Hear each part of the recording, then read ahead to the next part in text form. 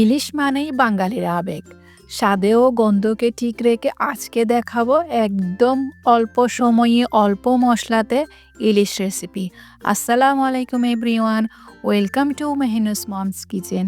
এই ইলিশ মাছ রান্না করতে অতি অল্প সময় লাগে, একদম স্বাদকে ঠিক রেখে। এখানে আমি 7 পিস ইলিশ মাছ নিয়েছি, মাথা আর লেজ সহ। 1 টিস্পুন লবণ দিয়ে দিয়েছি, হাফ টিস্পুন হলুদ গুঁড়া দিয়ে দিয়েছি এবং 1 টেবিল স্পুন লাল মরিচের গুঁড়া দিয়ে এবার আমি ভালো করে মেখে নিব। ভালো করে সব মশলা ইলিশের গায়ের উপর এভাবে করে লাগিয়ে নিব। অনেক ইলিশ আছে ফ্রাই করার কোনো প্রয়োজন হয় না, আমি এই মাছটিকে একবার ফ্রাই করে নিচ্ছি। আপনারা চাইলে ফ্রাই ছাড়াও করে নিতে পারেন। এবার আমি চুলায় হাঁড়ি বসিয়ে প্রয়োজন মতো তেল দিয়ে দিয়েছি। তেলের মধ্যে এক পিস করে ইলিশ মাছ দিয়ে আমি ইলিশ মাছগুলাকে হাফ ফ্রাই করে নিব। মুচমুচা করার প্রয়োজন পড়ে না, হাফ ফ্রাই করলেই যথেষ্ট। এবার এপিট ওপিট করে আমি ইলিশ মাছগুলাকে ফ্রাই করে নিব।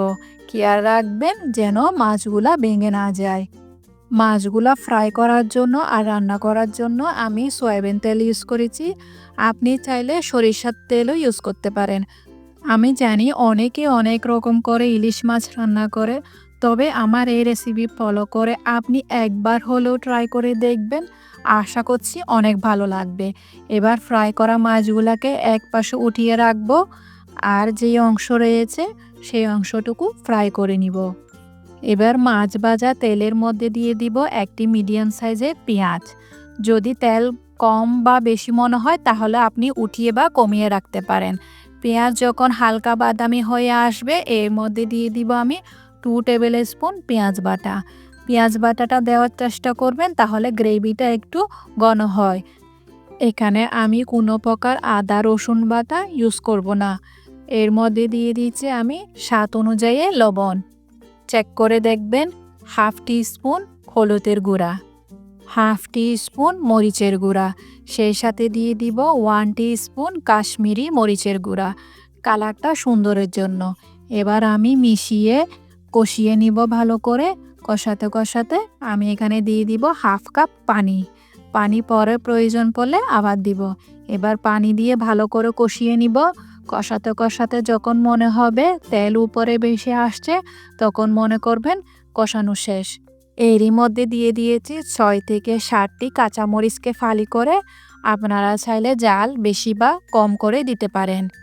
এবার আমি যখন কষানো শেষ হবে ফ্রাই করা ইলিশ মাছগুলা দিয়ে দিয়েছি। দিয়ে এবার নেড়ে চেড়ে আমি মাছগুলাকে আবার কষিয়ে নিব।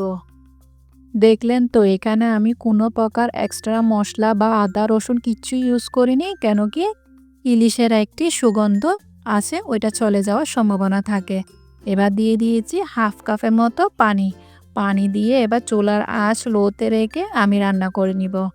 নাড়াচাড়া করার কোনো প্রয়োজন পড়ে না, আপনি হাঁড়ির হাতলটি ধরে এইভাবে করে একটু নেড়ে দিবেন। বাস হয়ে গেল আমার ইলিশ রান্না।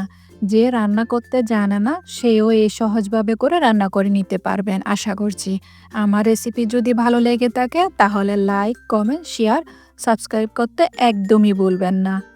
আজকের ইলিশ রেসিপিটি ট্রাই করে দেখবেন। দেখা হচ্ছে নতুন আরেকটি রেসিপি নিয়ে।